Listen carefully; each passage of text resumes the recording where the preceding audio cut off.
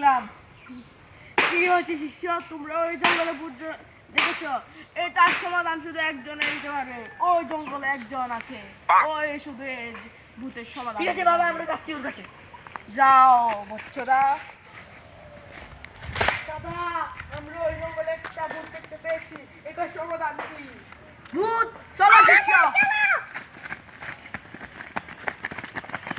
এখানে ভূত, এখানে এখানে। আচ্ছা দেখি তো, চলো।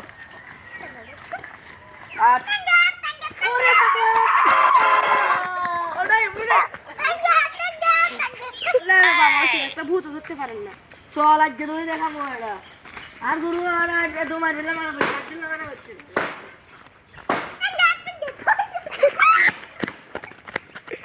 বাবা, আপনি কি হয়েছে? আর বাঁচবো না। এই দাদাকে তো